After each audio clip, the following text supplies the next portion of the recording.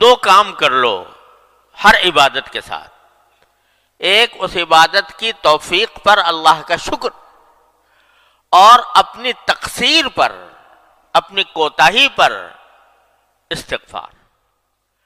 اگر یہ کام کرتے رہو گے تو انشاءاللہ رفتہ رفتہ راستہ طے ہوتا جائے گا، اور ایک وقت آ جائے گا، ضرور آ جائے گا انشاءاللہ، کہ تم احسان کے مرتبے تک پہنچ جاؤ گے. ہوتا کیا ہے کہ غفلت کے ساتھ پڑی، غفلت کے ساتھ اٹھ کے چلے گئے. ارے بھائی نماز کے بعد ذرا سا ایک اس نماز کے اوپر نگاہ بازگشت ڈال لو. یعنی اس کا ذرا تصور کرو کہ میں نے یہ 4 رکعتیں پڑھی تو کس طرح پڑھی، اور اس کے اوپر نگاہ بازگشت ڈالتے ہوئے پہلے اللہ جل جلالہ کا شکر ادا کر لو، اور شکر ادا کر لو کہ یا اللہ آپ نے جس طرح بھی توفیق دی، آنے کی توفیق دے دی، اپنی بارگاہ میں حاضری کی توفیق دے دی، اے اللہ میں اس پر شکر ادا کرتا ہوں. اور اے اللہ میں آنے کے بعد آپ کے دربار کا جو حق تھا وہ تو کہاں ادا ہوتا، جو کم سے کم مطالبہ ہونا چاہیے تھا وہ بھی مجھ سے پورا نہ ہو سکا.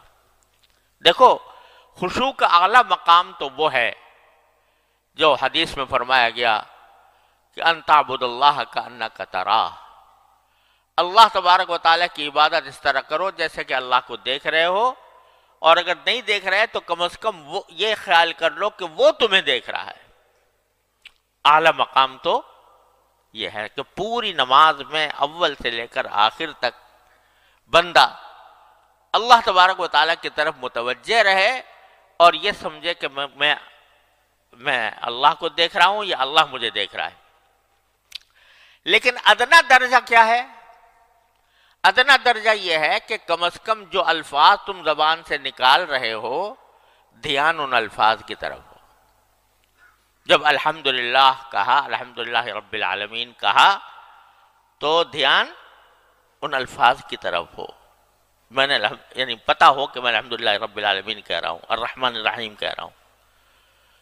اور اس میں حدیث میں آتا ہے کہ نبی کریم صلی اللہ علیہ وسلم نے فرمایا کہ جب بندہ الحمدللہ رب العالمین کہتا ہے تو اللہ تبارک و تعالی جواب دیتے ہیں حمیدنی عبدی، میرے بندے نے میری تعریف کی. جب الرحمن الرحیم کہتا ہے تو اللہ تعالیٰ جواب دیتے ہیں کہ اثنا علی عبدی، میرے بندے نے میری ثنا کی. جب مالک یوم الدین کہتا ہے تو کیا فرماتے ہیں؟ مجدنی عبدی، میرے بندے نے میری بزرگی بیان کی. اور جب کہتا ہے ایاک نعبد و ایاک نستعین تو باری تعالیٰ فرماتے ہیں کہ یہ جو وہ کہہ رہا ہے بندہ، یہ میرے اور بندے کے درمیان ہے یہ معاملہ. وہ میری عبادت کرتا ہے، میں اس کی مدد کرتا ہوں. ایاک نعبد و ایاک نستعین. تو آدمی کم از کم اتنا جو ادنا خشوع کا درجہ ہے وہ کیا ہے کہ جو الفاظ زبان سے نکال رہا ہے انسان، ان الفاظ کی طرف دھیان ہو.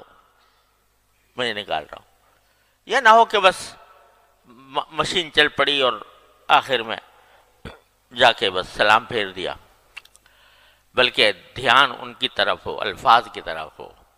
یہ ادنا درجہ ہے.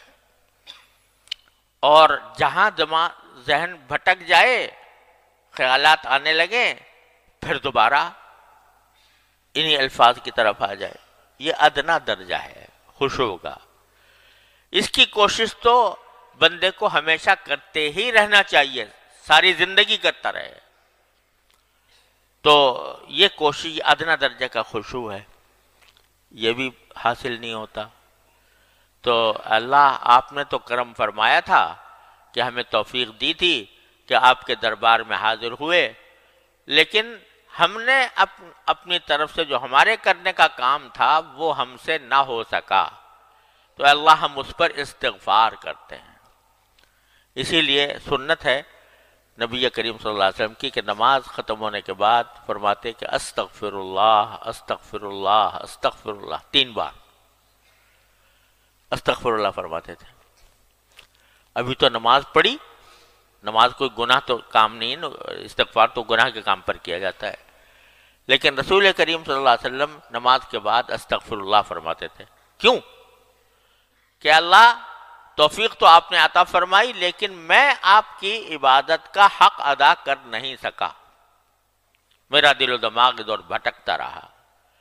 تو کیا ہوگا کہ میرے مالک کا کرم ایسا ہے کہ بندہ جب استغفار کرتا ہے، اس کی طرف رجوع کرتا ہے، اپنی عاجزی کا اعتراف کرتا ہے، اپنی بندگی کا اعتراف کرتا ہے، کہتا ہے کہ مجھ سے غلطیاں ہوئیں، مجھ سے کوتاہیاں ہوئیں، میں کسی طرح بھی حق ادا نہ کر سکا، ادنا حق بھی ادا نہ کر سکا، تو میرے مالک کا کرم ایسا ہے کہ جو کوتاہیاں ہوئی ہیں ایک طرف تو اس کو معاف فرما دیتا ہے،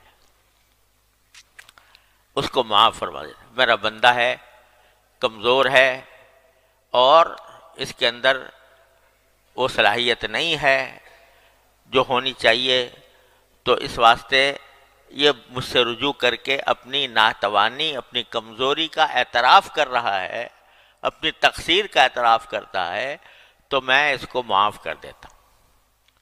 معاف کرنے کے کیا معنی ہوئے؟ کہ جو کوتاہیاں ہوئی تھیں نماز کے اندر، وہ سب ان کے اوپر خط تنسیخ پھیر دیا اللہ تبارک و تعالیٰ نے. چل تیری نماز بھی قبول کر لی، جیسی کیسی تو نے پڑھی قبول کر لی. جب تو نے ہم سے رجوع کر کے کہہ دیا کہ یا اللہ مجھ سے نماز صحیح طریقے سے پڑھی نہیں گئی، تو چل ہم نے قبول کر لی. استغفر اللہ استغفر اللہ استغفر اللہ کہ تو عرض کرنے کا منشا یہ ہے کہ اس مایوسی کو دور کرنے کا راستہ کیا ہے، اور اس سمت میں آگے بڑھنے کا راستہ کیا ہے. ایک طرف تو حمد کرے بندہ، شکر ادا کرے، دوسری طرف استغفار کرے. شکر اس کی توفیق پر، استغفار اپنی کوتاہی پر. تو میرا اللہ تبارک و تعالی شکر کے بارے میں وعدہ کیا ہے کہ لئن شکرتم لأزیدنکم، یہ وعدہ ہے کہ نہیں؟ کس کا وعدہ؟ ان اللہ لا یخلف المیعاد. تو جب تم شکر کرو گے تو اور دوں گا، یعنی تم نے اس پر شکر ادا کر لیا کہ میں نے نماز آ کر ادا کی ہے، اے اللہ آپ کی توفیق سے اس پر شکر ادا کر لیا، تو اور توفیق دوں گا، اور توفیق دوں گا.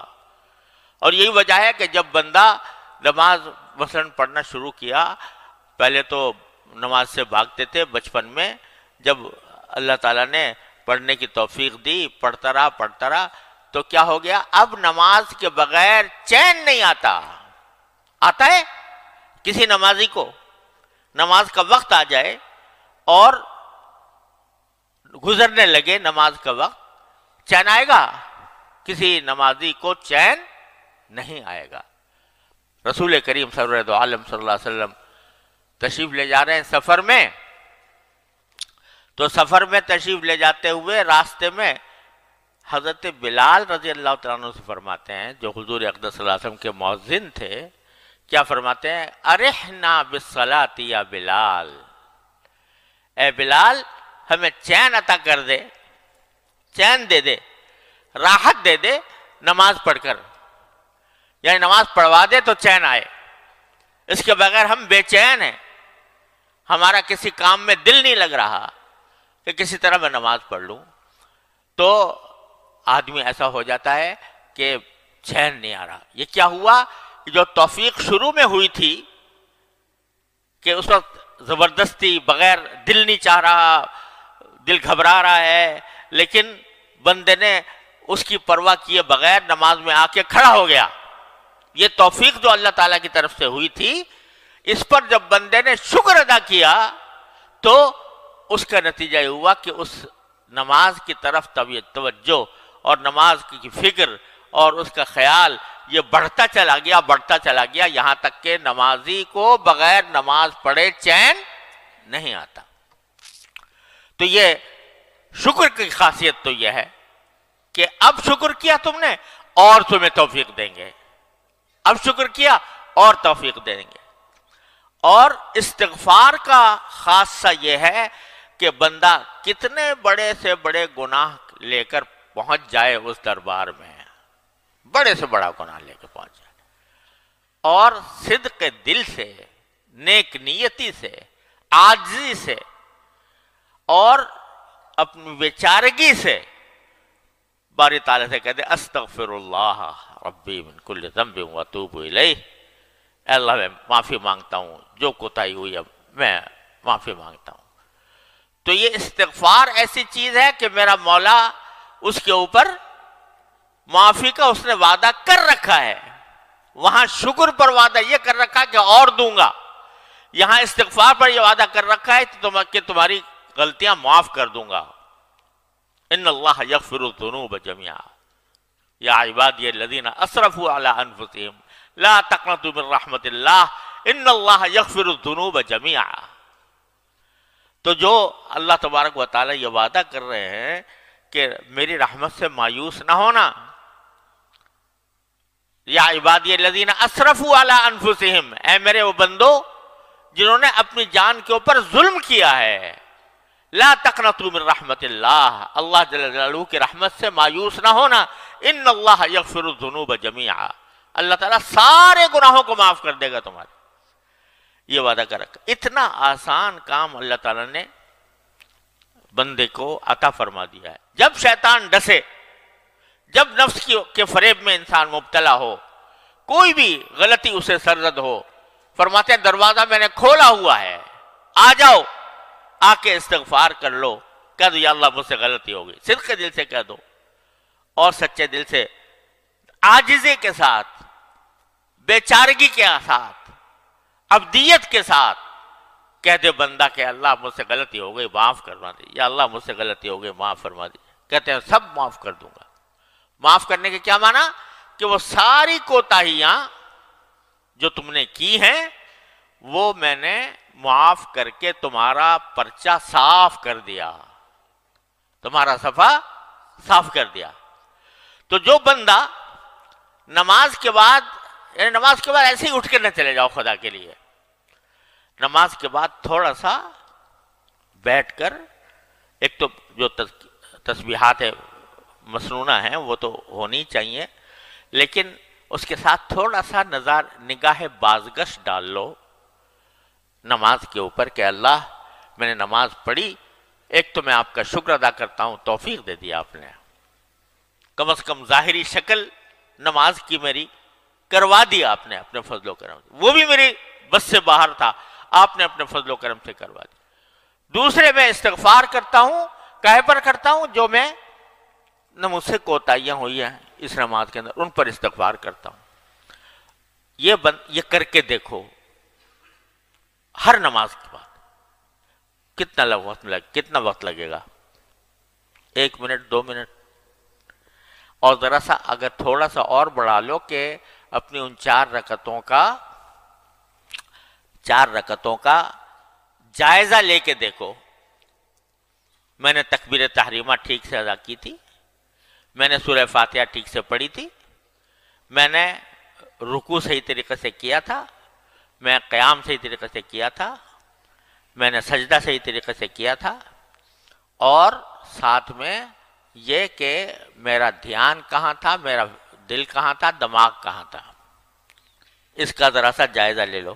تو بہت ساری جگہ پر تمہیں نظر آئے گا کہ یار یہ تو نماز تو پڑھی بے شک، لیکن مجھ سے نہ الفاظ کی طرف دھیان ہو سکا، نہ اللہ تعالیٰ کی طرف دھیان ہو سکا۔